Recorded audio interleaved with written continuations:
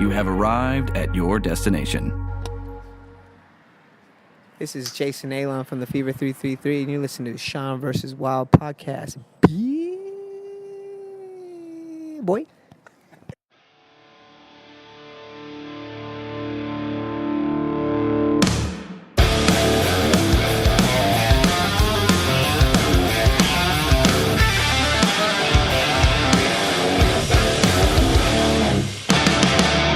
That's right, Wildlings. You have arrived at your destination. It's the Sean vs. Wild podcast. And of course, I'm your host, the man, the myth, the Sean Thriller Smith, the guy putting rad back into talk radio, America's second favorite music podcast, the world's second favorite music podcast, guys. And today on the show, you've asked for them week in and week out, and now your man is going to deliver. That's right. I'm talking to Karen. I'm talking to Ray. I'm talking to GRLWood right here on the Sean vs. Wild podcast this week. A very highly anticipated guest, and your boy got him. It's a little rough. It's a little wild, but, I wouldn't have it any other way, and I don't think they would either, guys. We're having a great time. We're talking all kinds of stuff. We're talking about their brand new album, Daddy, that's out on sonaBLAST Records. We're talking about the gathering of the Juggalos and ICP. We're talking about an 11-pound pizza. We're talking about their upcoming show, SpOoKyFest, and all kinds of great stuff, man. We had an awesome time, but do bear with me. The recording can be a little rough at times, and they're in the middle of a lot of stuff going on in the city. There's sirens in the background. There's dogs howling. There's all kinds of stuff, but we're still having a great time. It's punk rock. That's what it's all about, guys. Right here on the Sean vs. Wild podcast. That's what you're getting today because you've asked me for it. I am going to deliver on that promise. And guys, hopefully you're having a great week so far. I know I'm having a great week. And again, I say that every single week. I'm going to be introducing a brand new segment to the intro. I like this intro, but it's just so much of the same thing week in and week out. I don't want you to skip through it. So I'm going to give you a brand new segment right here on Sean vs. Wild, the very first one ever. Joe, cue the music. It's cool. It's so new, we don't even have music. It's called Recommendations. I'm going to sing it. Recommendations. Recommendations, dude. I'm going to be recommending stuff for you to check out. Recommendations. It's like my name and recommendations put together. I think you guys get it, okay? And if not, just send me an email. I'll type it out for you. Check it out. Recommendations. First and foremost, this is a two-part recommendation right off the bat. A couple nights ago, went and saw The Fever at the Tiger Room, The Fever 333. Guys, if you haven't yet, I recommend that you check them out. I know it might sound a little late to the game, but this is the first time I was able to see them live. I've seen Let Live many times. I've seen The Chariot many times. But to get to see Steven and Jason in this new project, amazing. The live show is everything you would expect, super high energy. And if you haven't yet, pick up The Fever 333, Made in America. That album is so sick. I've been jamming it all day long, and it's great. You guys probably saw a little teaser on Instagram with me talking to Jason. We've got a podcast in the works. We're not done with it yet. We've got something special. We're going to put something together for you. So that'll come out, just whenever it's ready, okay? You can't rush greatness, but just know Jason Butler will be on this Sean vs. Wild podcast in one way or another. You might have actually heard him earlier right there at the intro, but it's going to happen. There's more to come on that. Second part of that recommendation, like I said, two-part recommendation. You got to go see shows at the Tiger Room, okay? Trixie's has always been an awesome venue to go see shows. The sound has been awesome there. But, of course, people got hang-ups because it's also a strip club. Now you don't have to worry about that. Tiger Room completely sectioned off from the adult entertainment. You never have to, if you're not interested in that sort of thing, you don't have to be around it. And what's cool about it is you can have an all-ages show right there at the Tiger Room. Now, if you like, a lot of awesome bands are going to be coming through. Big shout out to Trey. Hey, maybe I'll talk to Trey on this podcast. You will never know, guys, until it happens. But yeah, big shout out there. The Tiger Room. Go see a band there. The sound is awesome. It's going to be a great venue coming up. So yeah, and if you do like the adult entertainment, just go to the next room. It's one room over. If you're feeling saucy, my friend, and you want to see some cool butts, one room over. But yeah, that's part 2 of Sean's recommendations. Part 3, dude, Pizza Hut thin crust pizza. Yeah, I'm all over the place here, but I had a thin crust pizza over the weekend, and dude, Pizza Hut, I know what you're thinking. Oh, that's a big chain. I could go to some authentic place and get a great piece of pizza. Something about this, man. It's like a cracker crust. It's so thin. It's like almost like 2 layers of crackers with air in the middle. It's like a tortilla chip or something like that. I don't know. It's so crispy and airy. Definitely get it. Pizza Hut thin crust pizza.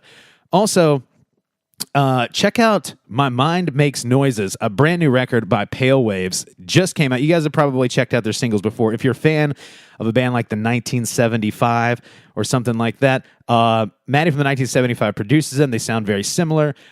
Female singer, female drummer, and just got the album. Just came out full length. Got it on Friday, and I've been spinning that one too. So that's another recommendation for you. And also a big recommendation, number 5, last but certainly not least, if you need anything sound-wise, you got to go to Joe Brock. That dude's been moving dials for me. This is episode 97, I think it is.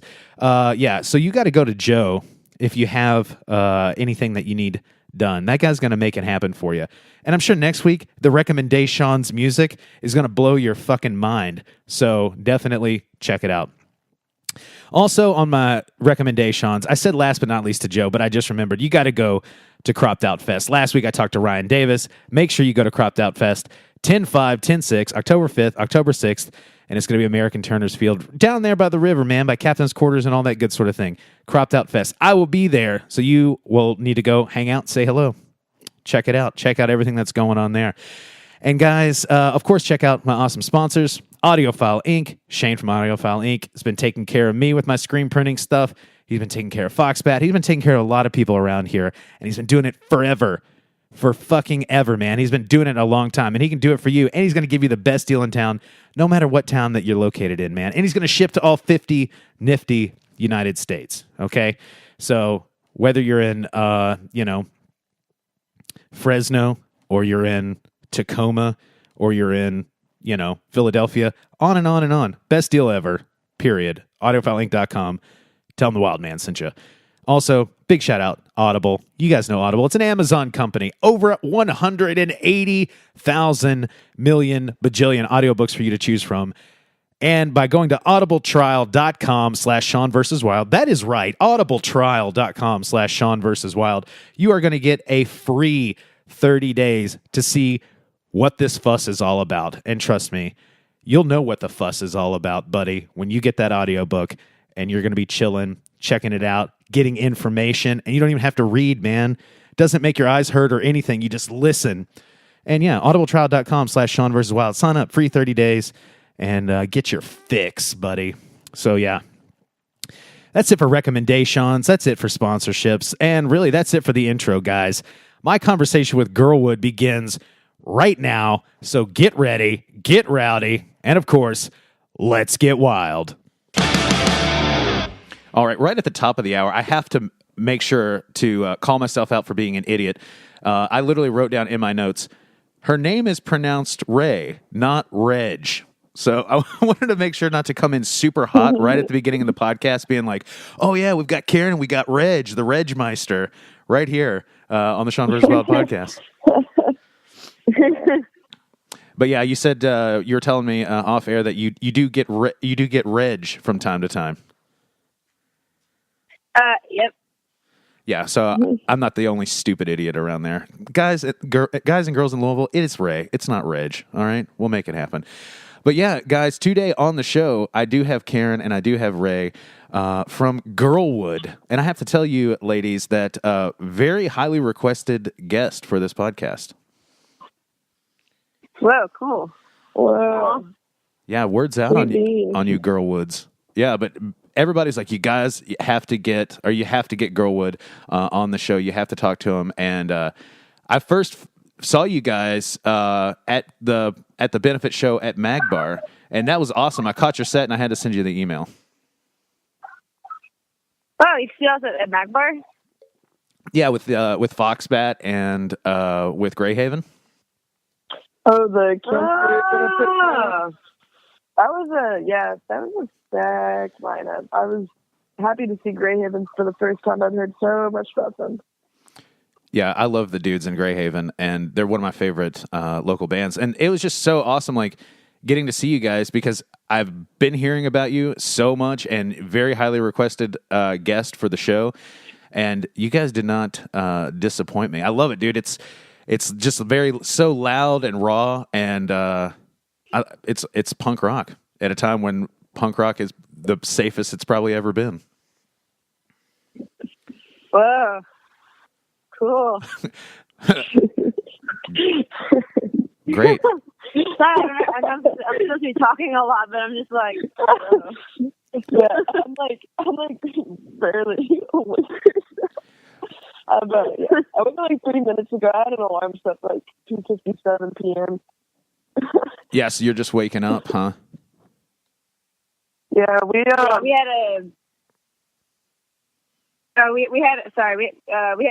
show last night at the Mercury Ballroom, and Karen's definitely like the networking side of GRLWood and navigates that very well. So Karen's just waking up. Yeah, needless to say, Karen's had a long night rubbing elbows. You know what I'm saying? Taking down names and numbers. Karen's good at it, dude. Karen's great. I think I'm pretty decent at small talk and just being able to, like, I don't know, open a conversation, I guess, with a random person, or I don't know, find something common with somebody. Quickly. Don't worry about it. We're just going to be talking about. Yeah, Karen's like real nice, easy to talk to, and like genuinely wants to like get to know people and loves to learn new things. Well, Reggie's really nice too, and everyone should call her Reggie. No, fuck! I don't correct people when they call her Reg, actually. It's really funny to me, but Karen's like, Reggie! It's just the best name, like, I think, ever, which is, I don't know, kind of a cool thing sometimes, you know? Well, excellent, guys. And this isn't just the Karen and Big Reg podcast. This is actually the Sean versus Wild podcast as well here. And today on the show, I've got GRLWood. You guys wanted it. You got it.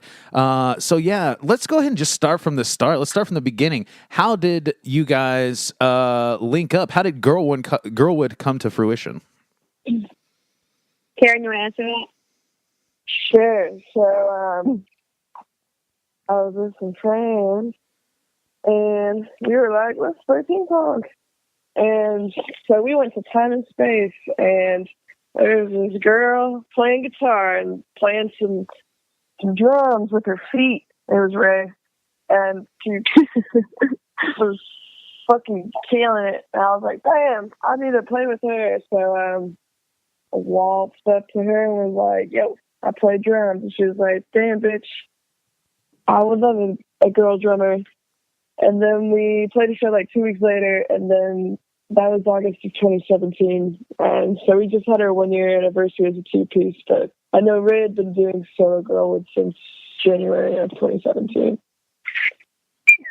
But that is in a nutshell how we formed. I just love everything that we have going on. There's sports games. There's birds whistling. I've got a guy mowing the lawn. But you know what? We are making this happen right now.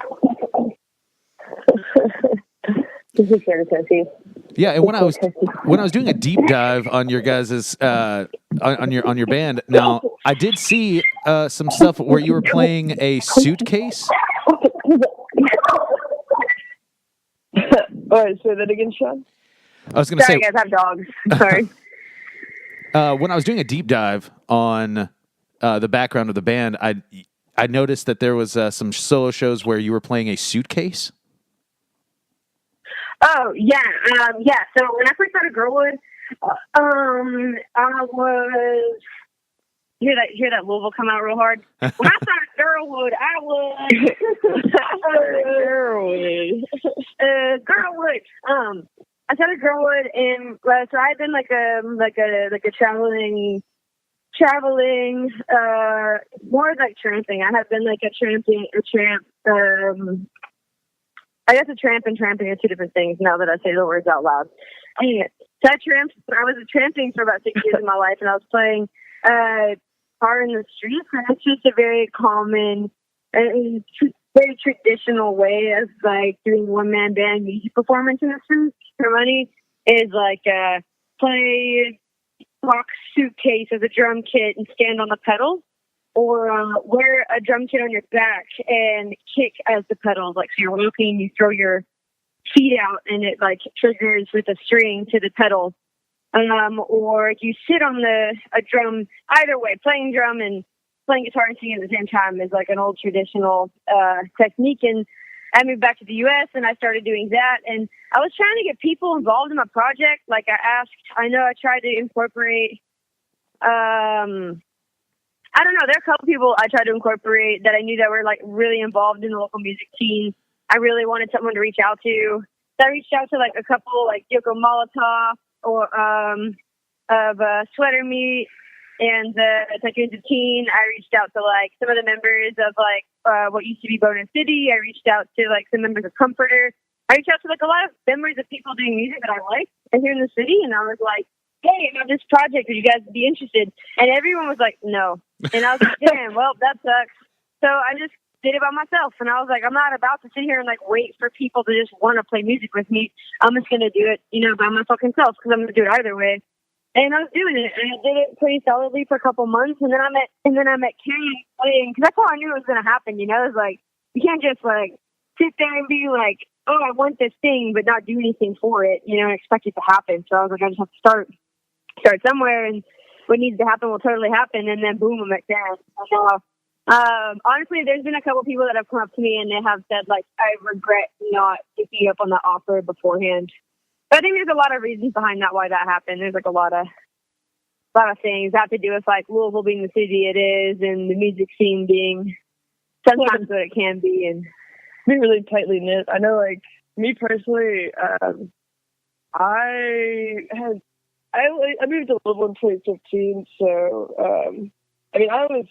the first time I ever played a show was 1 month before meeting Ray, so I was definitely like a nobody in Louisville music scene, so I know it was cool of Ray to just take me in, and I'm always like, I can't believe people said no to her project. I'm always like, oh my God.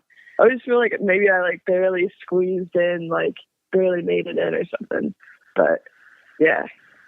Well, the joke's on them, guys, and they're calling you out by name. So all those unanswered emails, you're going to have to live with that. I'll have you know, fellow Louisville musicians out there, because GRLWood is just absolutely killing it, knocking it out of the park.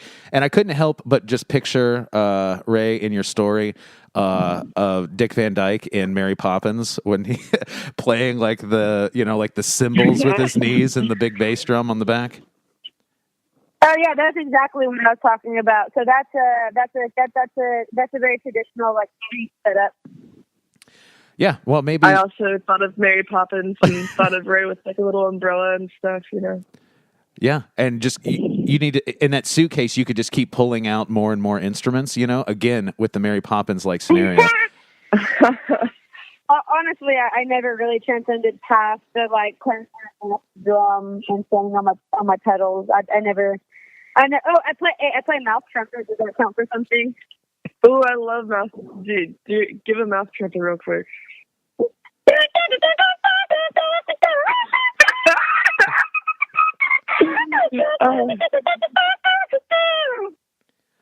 Nailed it, guys.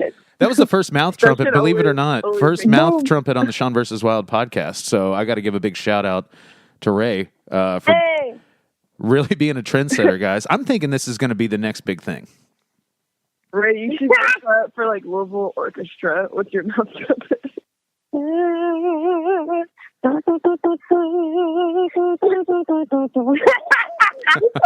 my God.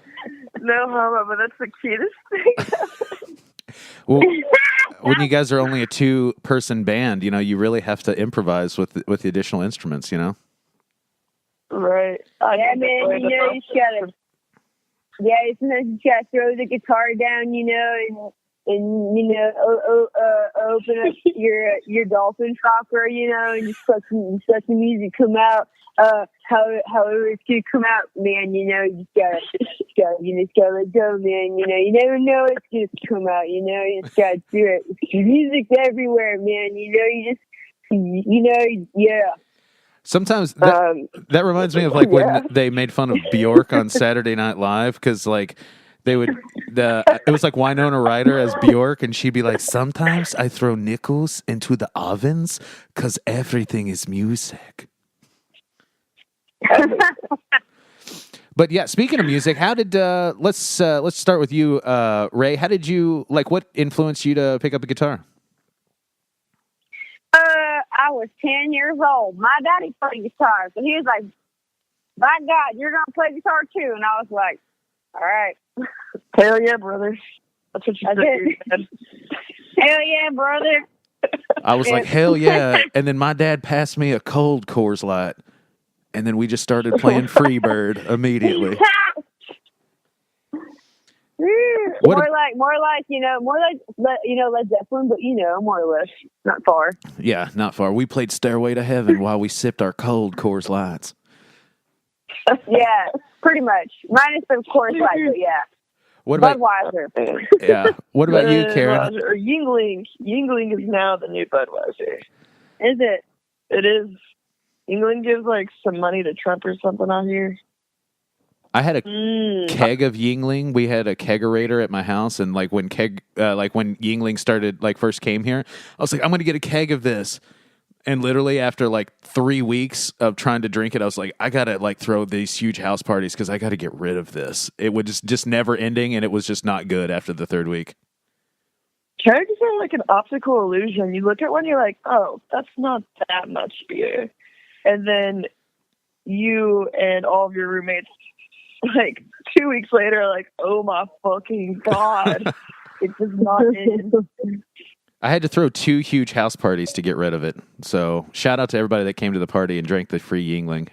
It really cleared up some space here in my kitchen. So yeah, thank you for saving our friend from the keg. Yeah. What about the keg? From the keg. What about you, Karen? How did you? When did you take up drums? I'm a drummer myself too, so I'm interested. I'm all in on your story here. Oh, well, you should be. I got into music because my parents are really into music, and they're into as a kid. I think my first favorite band was CCR when I was 4 years old. I really liked them. But my dad took me to see Leonard Skinner when I was in grade. Sure, I saw Shoo-wee. That was my first time. So when people were yelling "Freebird," it happened. And from that day forth, I said I must play the drums. I've always liked to beat on shit. Tap my fingers on shit. So I've always felt like a drummer. But I got my first drum set at 15 after I got pissed off at marching band. Yeah. Well, when those people were yelling Freebird, you were those people, and it happened. And that's the moral of the story, ladies and gentlemen. If you want something, go out and get it. If you want to hear Freebird, go see Skinnerd. They're going to make it happen for you. Guaranteed. Except I think the guitarist just died, but, go see Skinnerd. R.I.P. Man, how many... So the guitarist just died, so how many members are left, original? None? Was he the last one? Oh, man. I don't know. I don't know if there's any original left for real anymore. Maybe one? Listeners out there, solve this unsolved mystery for Karen and Ray and myself. How many original members of Lynyrd Skynyrd are left? Hit me up, SeanVersusWild at gmail.com. Wonders of the world. Let's make it happen, dude. We're going to crack that Da Vinci Code.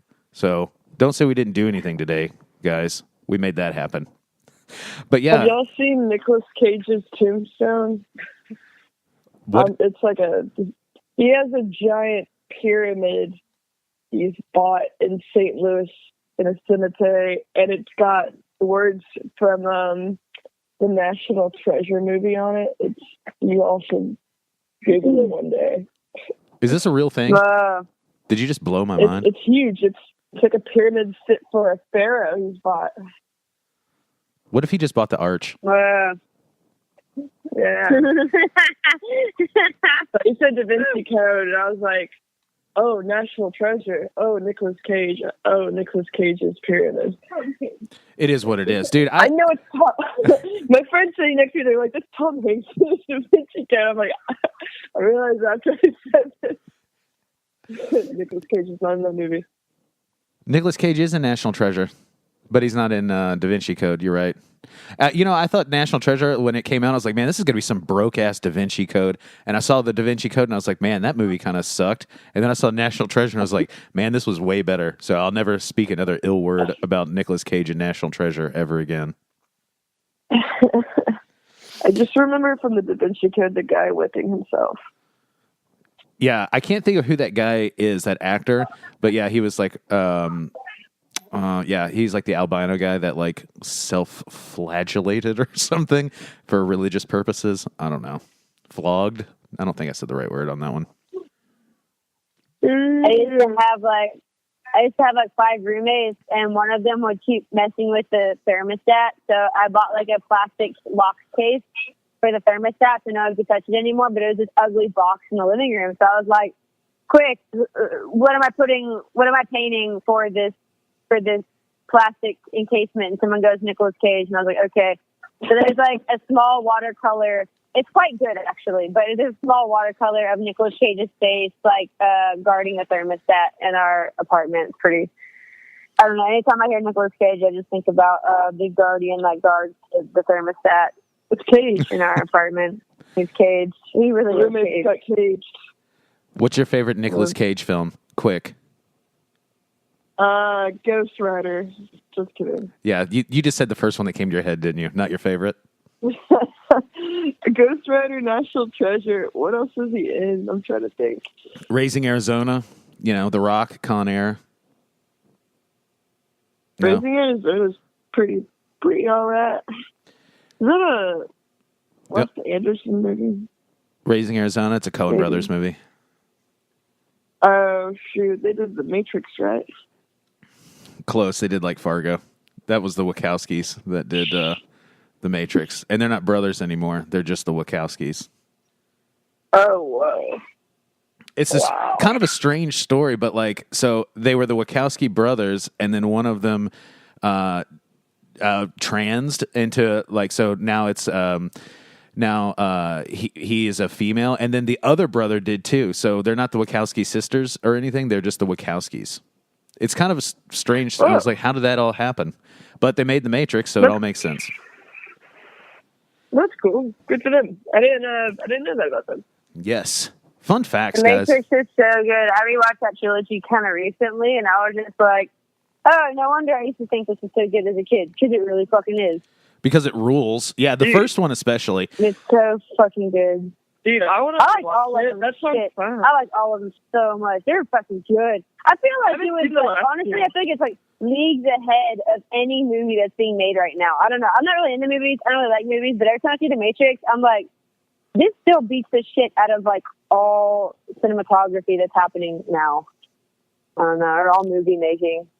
I feel that. I think it's definitely true. It's definitely, I think it's in the top 10 movies like ever made, period. My favorite part is definitely when he reaches behind his head and feels the cord. That shit always gets me. Dude.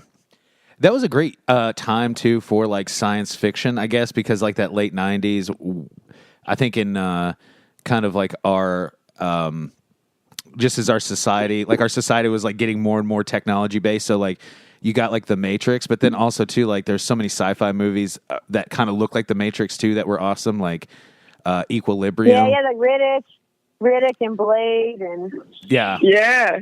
But you got, all like... that Y2K shit and... Yeah. Did you ever see Dark City? That one's pretty underrated, but that one looked awesome. It was like, kind of looked like the video game BioShock, where everything was like, I don't know, like all like Art Deco and everything. It was awesome.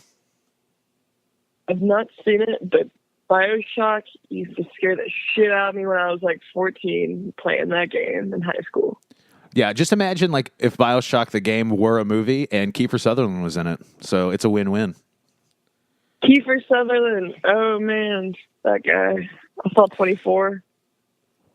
Oh yeah, 24 is amazing. I had this I had this like fake looking Halliburton briefcase that all the DVD seasons came in. Yeah, it's pretty legit. I was pretty serious about 24 at one point. God. That's so corny. But guys, just to get back on track here with the music stuff, because man, we really went down that Nicolas Cage rabbit hole right there. You guys put out an album this year called Daddy on sonaBLAST. How did you guys get hooked up with sonaBLAST? Well, hold on. How did we get hooked up with sonaBLAST? So we were, we were playing a show, and there's this guy was texting me, and I didn't know anything about him. I just knew he emailed me, and I was like, okay, here's my number. He's like, we can meet up. And I'm like, I have no idea who this is. And he's like, hey, this is my Lala, and I'll be wearing a Norwegian sweater. And for some reason, we got on the thing of like, oh, no shit. I speak a bit of Norwegian. And he's like, all right. We start chatting. He's like, I'll come to your show. And I'm like, that's cool. And he comes to the show, and then I hear back from him a couple of days later, or something, I don't know, and then find out that was Bill Holland, the guy who sonaBLAST was his, and had another follow-up meeting with him, and essentially he's like, all right, well, this is what my vision, this is what I have to offer. I was like, whoa. Gil's really awesome. Yeah, Gil's really awesome. Well, and I heard he's really great to work with, honestly. Yeah, I've heard nothing but awesome things about the label. So, Bill, if you're listening, go ahead. Let's get some of your other artists. Or you go ahead and come on the Sean vs. Wild podcast. Let's have a conversation. And Ray, I heard the story that you told, but I was really thinking it would be cooler if the story from here on out would be, I was working at a cubicle, and then I get a package with a ringing phone, and it turns out it was Morpheus. And by Morpheus, we mean Bill from sonaBLAST. Oh, man. I mean, like, minus the office and minus the package ringing phone, that was kind of it. Yeah, basically. So, like, pretty much exactly like that, but nothing like that. But yeah. So how did you get hooked up? If we make a GRLWood movie, that's how it will go down. Yeah, so if anybody asks you, like, so how did you get hooked up with sonaBLAST? Well, have you seen The Matrix? Basically, it's a shot-for-shot remake of The Matrix. Oh, my God. But yeah, you guys put out an album this year called Daddy. What are some themes for someone that's never heard GRLWood before? What are some of the themes? What's GRLWood all about to someone? How would you describe it to someone that's never heard you guys before? Angry, probably. I don't know. Sarcastic? Yeah, angry, sarcastic, but at times kind of dreamy. But then we just rip you back down. Yeah. Well, I was trying. Whiny crybaby, fucking crybaby, wanna be oppressed, feminist, liberal snowflake.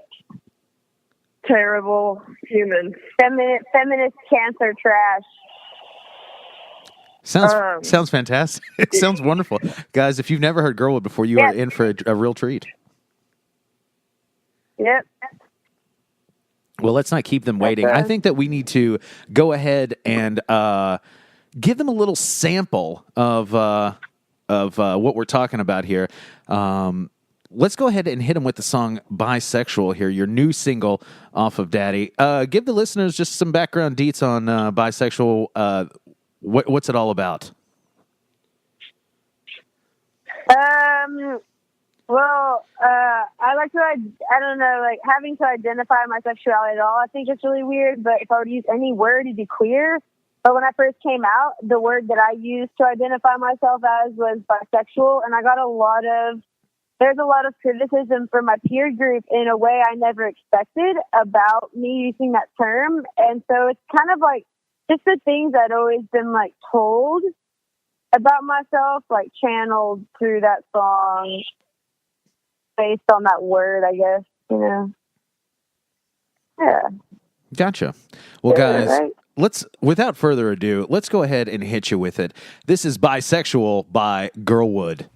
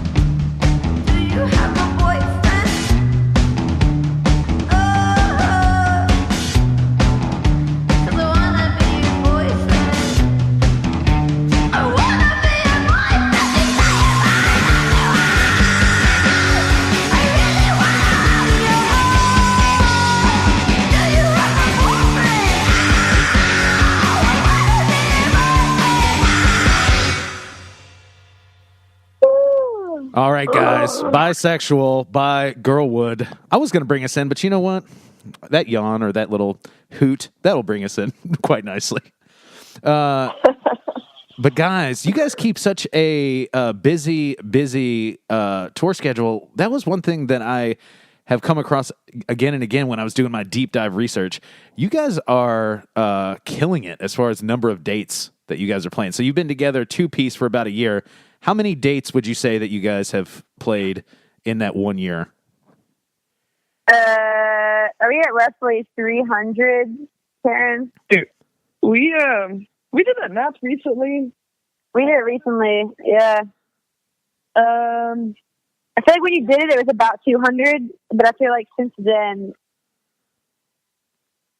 Yeah, I think I want to say the same. I was saying the same. I want to say it's like 180, 200, maybe a little over 200. Definitely over 200 now, but yeah, I know. I do remember because I did averages too. I think for the past year we played on average like between 3 and 4 shows a week, every week. Yeah, that's amazing. Whenever I was in a band, we definitely did not. I mean, unless you were touring, you would gear up for tour to play, 30 days in a row or, 50 days in a row. But yeah, very rarely would you have like, I don't know, just like especially like independently booking your own stuff, that much activity. I think that's awesome. Yeah, I mean, people have told us our entire music careers we're doing it wrong. We're terrible at managing ourselves. We're booking wrong. We're playing too often. It's never gonna work. We're just stupid. We're just too stupid. Yeah, we're just two stupid girls who don't really know what we're doing. So whatever, we're just gonna keep doing it. Fuck them. I'm stupid. I don't know how to stop. I'm really stupid. I just keep doing what I'm doing because I don't know what I'm doing. Nope. Do people?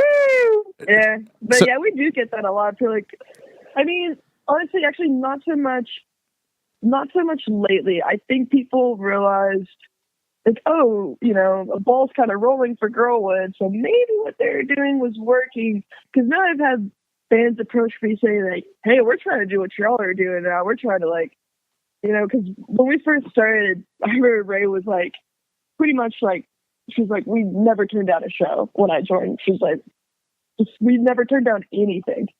Now we're to the point where we do have to turn down just because we book so often. We'll get double booked. But yeah, it's like that whole, you should only play once a month in your hometown. Like, no, you should not do that, especially when you're a new band. Who's going to remember you next month when you only do one time a month? Yeah, there's this whole people want to be a lot farther than maybe realistically where they are or what's good for their project. If you think of it as a business, it makes a little more sense. Like, if you have a business that's getting rolling, do you hide the product and you make people want it more? Like, probably not, because no one's going to know what your product is. You know what I mean? You need to make your product as readily available as possible before you pull it back and start distributing it more sparingly. You know what I mean? And I'm not even at that point yet, why am I playing music? I'm playing music because I love it. That is why I'm doing it. I'm going to do it. I want to do it full time. So what am I going to do? Play once a month? No, that's not full time. I'm going to play to make myself full time. It's what I love doing. It's what I'm here to do. And I think a lot of people see this idealism of idealistically, it would be best if I play once a month and I get a huge draw because I only play so often. So yeah, like Karen said, how do you expect a lot of people to turn out for a hometown hero that no one's ever heard of? You know what I mean? But us playing as often as we have, honestly, has only proven to provide a stable ground for a community that wasn't so consistent beforehand because they didn't have a space for it. So when you play frequently and you get the same people to turn out every single time, it ends up building a community of people that like the same things. And people meet each other, they make friends, they make relationships, all kind of based around what's happening in music. And that would happen, I think, in any city, provided you give a consistent environment. And that's what I much rather would enjoy doing versus let's only play once a month. I'd much rather like help people meet people and help friends make friends and have fun doing it and do it all based around fucking angry alternative gay music. I don't know.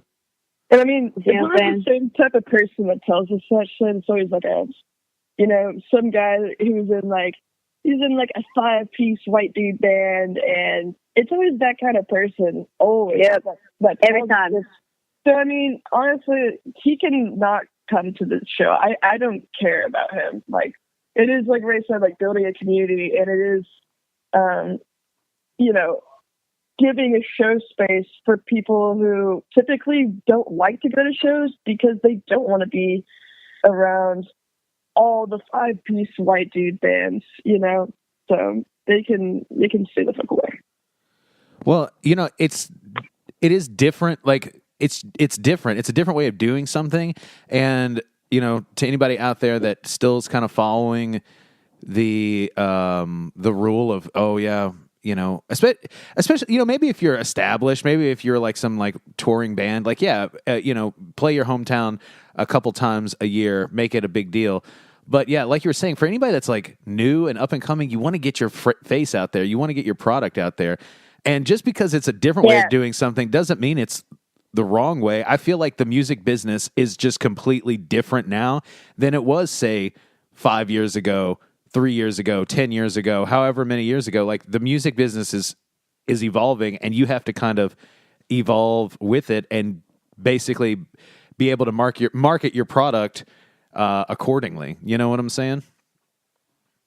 I mean, musicians depends way more on, if you're trying to make a living off of it, musicians nowadays depend way more on live shows than they ever have due to, I mean, honestly, streaming and the internet. That's bread and butter is, your shows and the merch you sell at shows. The t-shirts.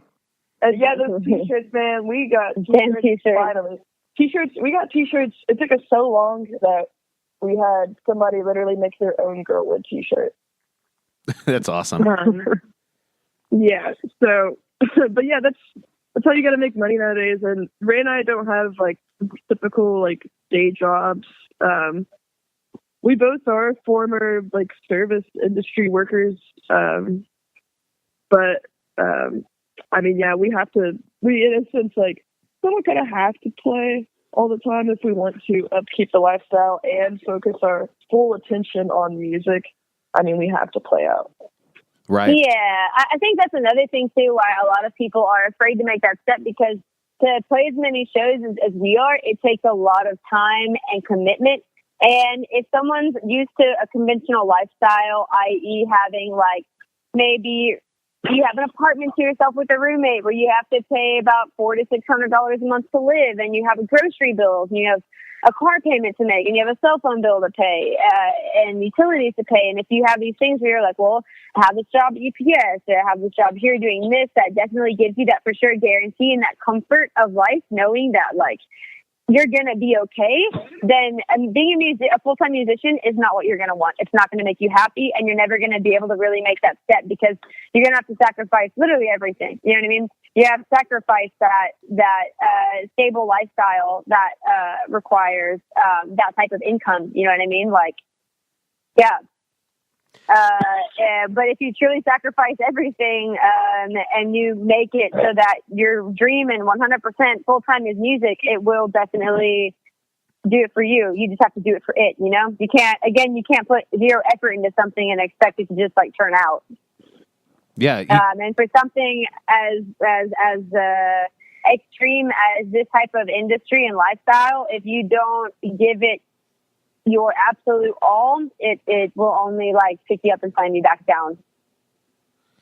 Yeah, I think that's amazing advice. And just to kind of go back and touch on what Karen was saying earlier, like about people aren't bands, musicians out there. If you're listening, like obviously we're not making money off of selling albums anymore. You know what I'm saying? You're not making a lot of money off of this off of the streams. And yeah, you might play a show twice a year and make, a few $100s in merch and stuff like that because it's special. But even if you just sell one shirt, but you're playing consistently, all that's going to add up. You're going to be making more money because the live performance is where I feel like, that's got to be where your source of income comes in. You know what I'm saying? Selling the merchandise. People want a souvenir from the show that they just saw, so they're going to be more apt to buy it as opposed to, oh, let me get online and just order it and have it shipped to me. You know what I'm saying? But I mean, it's pretty crazy, like, to compare it with like right now on Spotify alone, I think we have over 200,000 listens. And let's say this was 30 years ago, and we were talking, and I was like, yeah, man, my band has over 200,000 listens. You'd probably be like, damn, dude, you're fucking like, shoot, you probably got a lot of money or something off that. But, when you make like, it's like 0.00084 cents, 84th other cents or whatever, like, yeah, it's no money. Yeah, and 20 years ago, the thing is if you were making a buzz where you're getting, 200,000 ears to you, somebody would come, to your door and they would sign you up for a record, to a record contract, and then they would make you a band, and then they would develop you, and then they would put you on these tours to where you'd be even more successful. In this day and age, you're just out there, you're kind of thrown to the wolves because...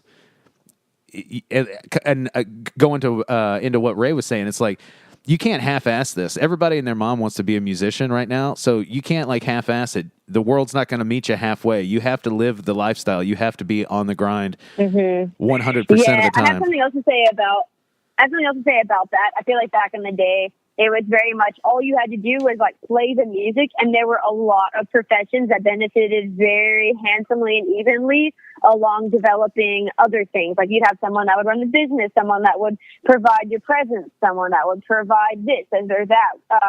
Whereas nowadays, honestly, to get to the point of someone knocking on your door, like, hey, here's this contract, you really have to do every single thing yourself. And if you can't prove that you can do every single thing yourself, you're not going to get anywhere. You know what I mean? So us, for example, we do our own management, we do our own booking, we do our own gear. I mean, some people don't do that. I don't know.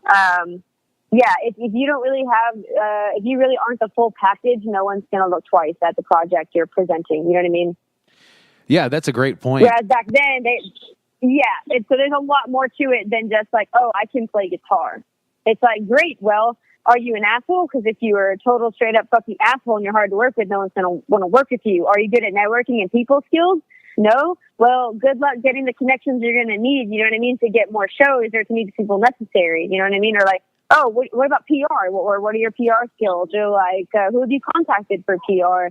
Can you do that? No? Well, no one important will ever hear about you, and there's no way you're going to be able to get out nationally. You know, there's so many aspects, not to mention booking and management, accounting. Social media is a monster in itself. It's like a whole other job skill. Right. I mean, like a lot.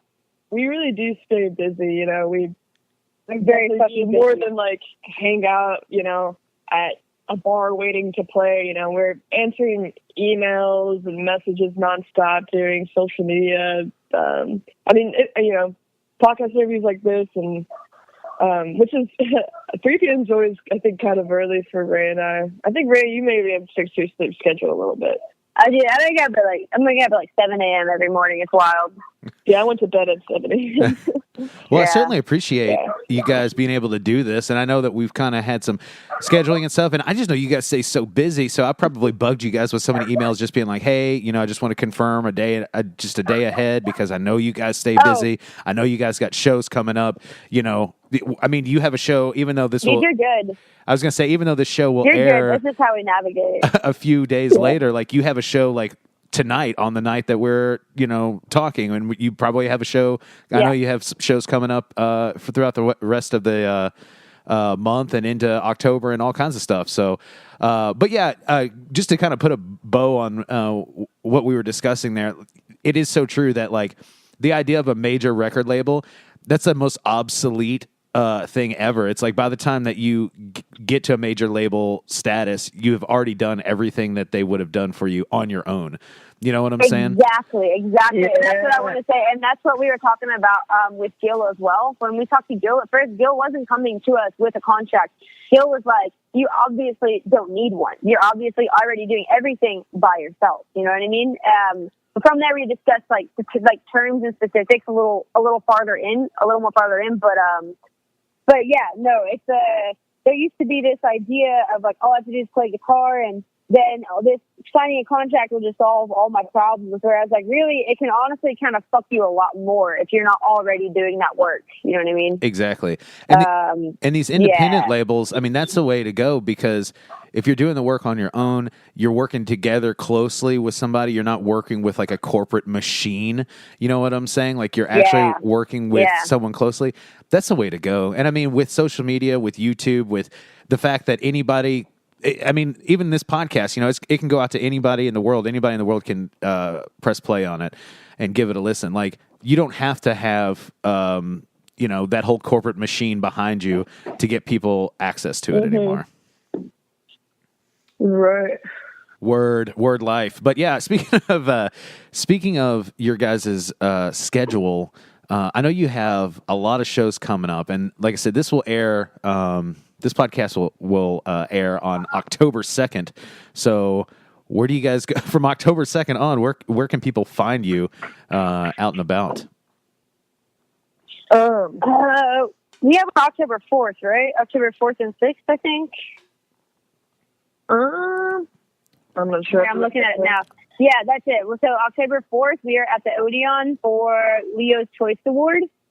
And it looks like October 6th, which is a Saturday, we are playing LRS Fest, and I don't know where that is, but LRS we're playing that. is at the Browns Foreman Amphitheater. That'll be happening. That'll be happening the whole weekend, I believe, but we are on Saturday for that. And October 31st, which is that Halloweeny day. We have it's under wraps right now, but I'm about to announce it tonight or tomorrow. So by the time this comes out, it should be out on the interwebs. But GRLWood SpOoKyFest. It's going to be a good band bill, all ages at the Mammoth. Dang, it's going down wherever someone's at. Yeah, I was going to say, man. People are going all out for SpOoKyFest. You guys got a full police escort. But anyways, yeah. Sorry, there's some sirens. So my dog was howling. So cute. You're good. So SpOoKyFest is going to be at the Mammoth. It's going to be all ages. It's going to start around 5 p.m. It's only going to be like $5, 10 bands. Wombo, Mosquito, Kids Born Wrong, Pleasure. The whole family. Yeah, the whole Louisville music family. Yeah, 10 bands. It's going to be the Happy You. Like, there's going to be a lot of homies, and there might be some food there. I might get someone to cater. We will see. If anybody wants to cater and you're listening, hit us up. It's all ages. Halloween day. 5 books, 5 clams, 5 McChickens. So, yeah. Well, you guys heard it here first. It's happening Halloween day? It's going to be Halloween day. Halloween day because I saw, I understand, like, oh, yeah, people want to do stuff, like the Saturday before Halloween. I totally get that. But Wait, so what time does it start? What time does it end if it's during the day? It starts at 5 p.m., so if you go to school, you got time to get out of school and get there. We're going to... Dope. Yeah, and it should be over right after midnight-ish. So it won't be too late for you if you're 16 and got to get to school the next day. No, I saw that I didn't really see any events on actual Halloween day. And I was like, I don't know, like, cool, Saturday before Halloween, do your stuff, do your shit, whatever. But, like, do something on Halloween day. So I was like, I'm going to play a show with a bunch of my friends. And if you want to come out, come out. If not, then shoot, I'm going to fucking just jam out to Wombo by myself because Wombo is shit if you haven't heard it. Yeah.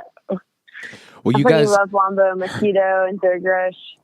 listeners, you heard it here first. Halloween show, GRLWood SpOoKyFest. It's going to be October 31st, 5 p.m. Okay, so once you get out of school, go straight over. It's going to be at Mammoth. It's $5, and it'll be done by midnight, so you can still get home and do your homework. So that's a win-win right there. Or a costume. Maybe we'll do a costume contest. Maybe there'll be costumes. Maybe there will be food. Maybe there will be tricks. Maybe there will be treats. You have to go And to find out. GRLWood's costume. GRLWood might dress up as in Clown Posse, I've heard, through the grapevine. Oh, yeah, I heard that too. I heard that we might be Shaggy 2 Dope and Violent J. Do you ever wonder if Violent J is just Guy Fieri in makeup? I think he's also a figure of Smash Mouth. Who knows? I checked. I've never seen them all in the same room together. Actually. So. Say again? I said, who knows? I've never seen them all in the same room. But could you imagine if Violent J hosted diners, drive-ins, and dives? That'd be great. He would probably drink Faygo and be like, yeah, that's money right there. Dude, money. I totally watch that. Like, I mean, Ray and I went to Lexington the other day and kind of just reminisced, on like music we used to listen to, and we listened to ICP the whole way to Lexington the other day. And I don't know, there's cool elements about ICP. They really have built definitely like a community of people. Oh yeah. One of the most impressive followings of a band since like the Grateful Dead, honestly. Yeah. And they're diehards too. Like the fans, like they kind of remind me of like wrestling fans or like Star Wars fans or something like that. It's a ride or die group of people that will buy anything with the logo on it. And not only that, if they put out something that sucks, they will literally be the first person to like just be like, oh, dude, it's not so bad. Like they'll make excuses for it, and they'll just buy the next thing that comes out, dude.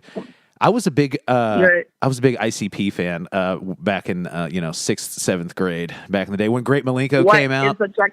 Exactly. I like it. I think it's like. Oh, sorry. Go on. No, you're good. Oh, I told Ray that I wanted to send a submission to the Gathering of the Juggalos for us to play.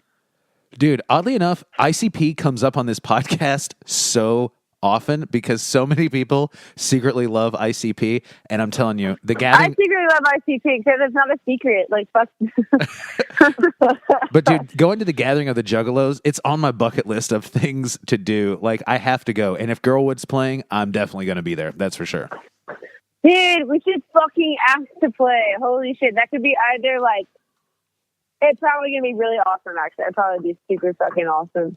I think it'd be great. Yeah, I bet it'd be just like hanging out with like, thousands of people that are really cool. Like, I bet that they're like, I went to Bonnaroo and I camped next to this whole clan of Juggalos, and they were like the coolest people I've ever been to, like, a music concert with. You know what I'm saying?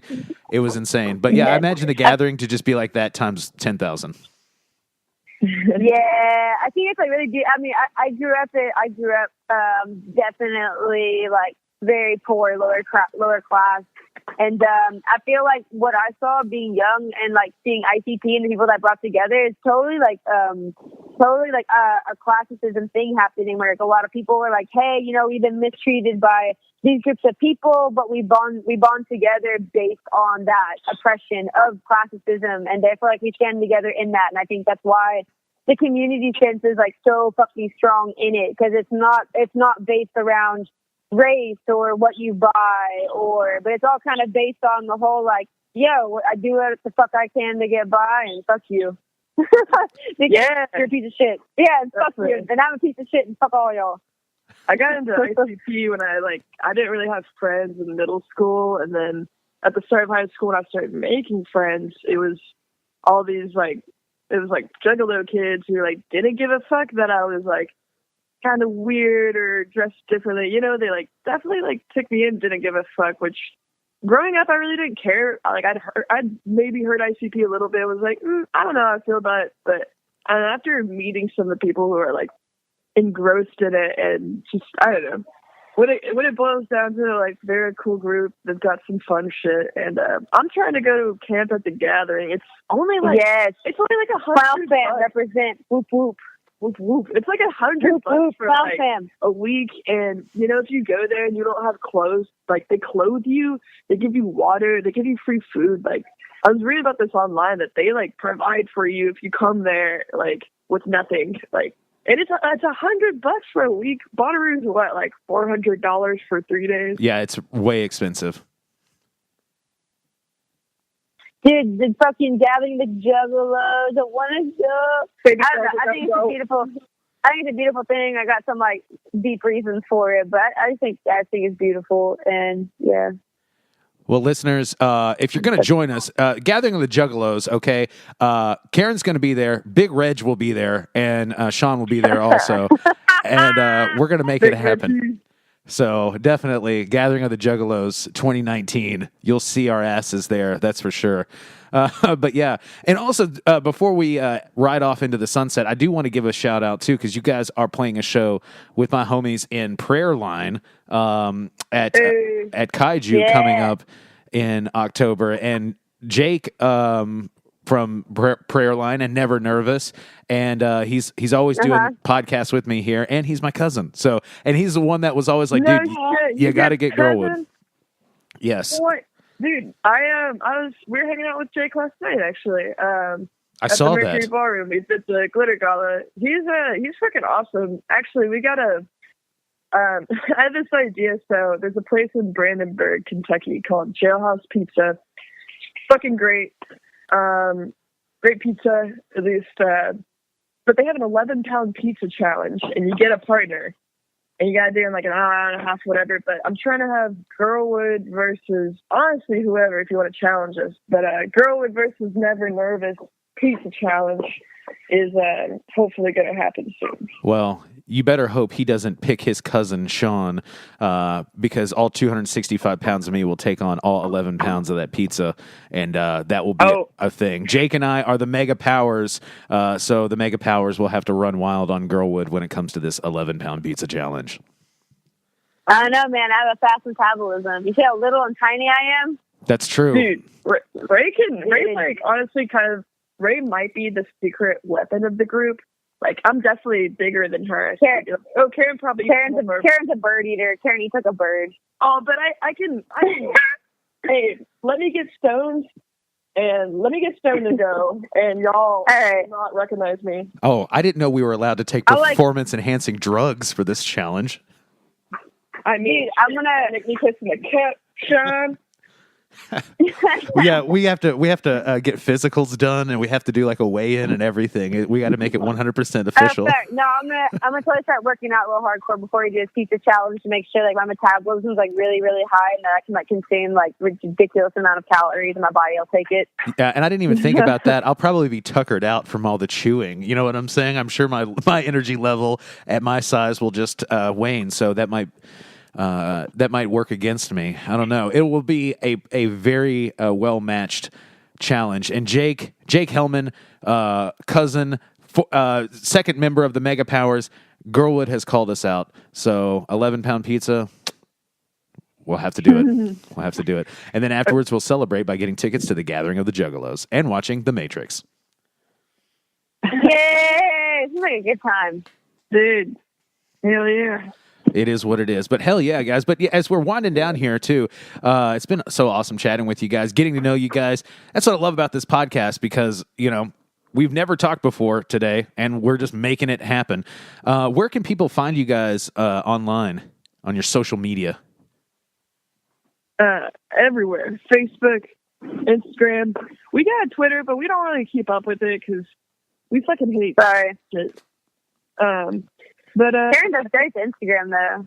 Yeah. I love the Instagram. Love it. Our music too is everywhere. You can even get on Tidal and you fucking find us. I'm on Tidal. Come find me. If you want to communicate with us though, Facebook is good. If you message GRLWood the band on Facebook, we will see it. Yeah, and we reply to every single message. So if you even want to just be like, hey, I hate y'all. Fuck you. Yeah. And fuck you, Fuck y'all. you butch ass bitches. We like that fuel for our fire. Well, excellent, Or guys. some nice cute emojis. My favorite emoji right now is the whale blowing the water out of itself. That's my favorite. So definitely make sure, listeners, go to GRLWood the band's Facebook, send that emoji of water coming out of a fucking whale's blowhole, and they're going to go crazy about it. All right. The quickest way to GRLWood's heart is through the blowhole, ladies and gentlemen. Through the blowhole, baby. But yeah, guys, let me ask you too. I meant to ask you this in the podcast, but since better late than never, let me ask you, what are some of your bands that you're most influenced by? Let me just end this with a real generic question. You want me to go? I don't know.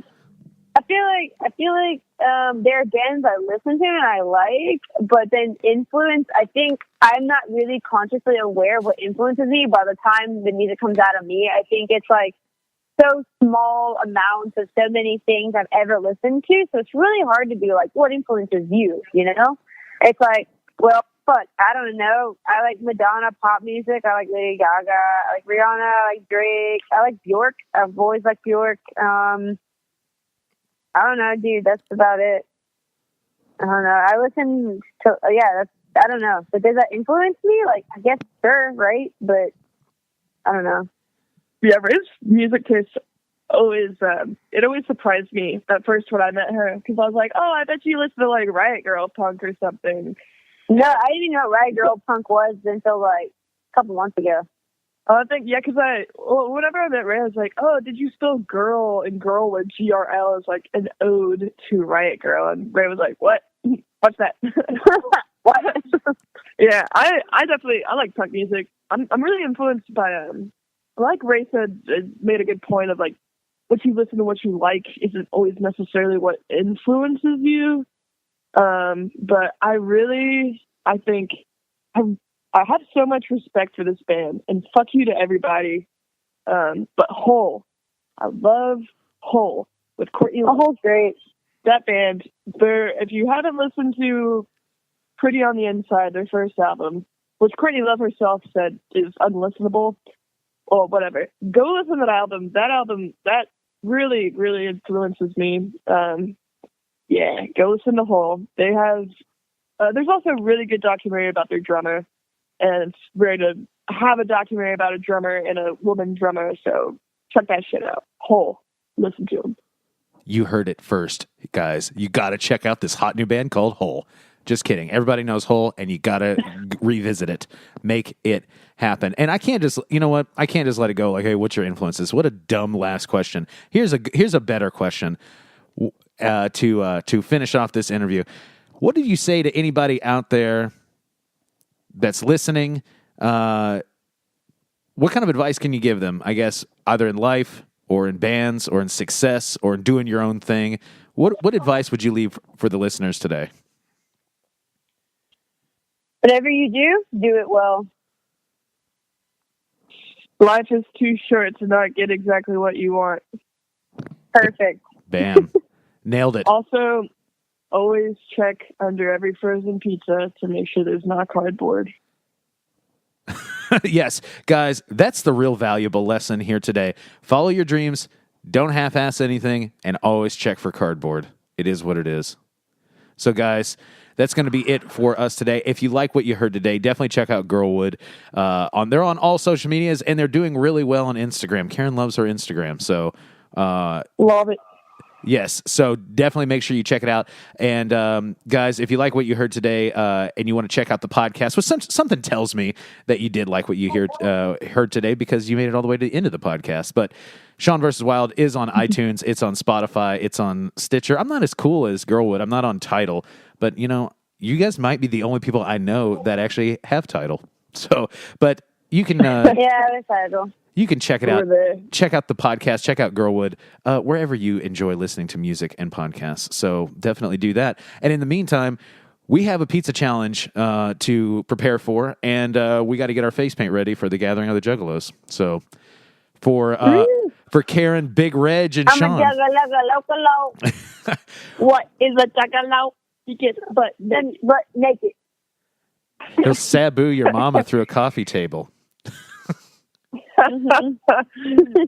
But yes, guys, Karen, Big Reg, the Regmeister, thanks so much for joining me here. This has been the Sean vs. Wild podcast.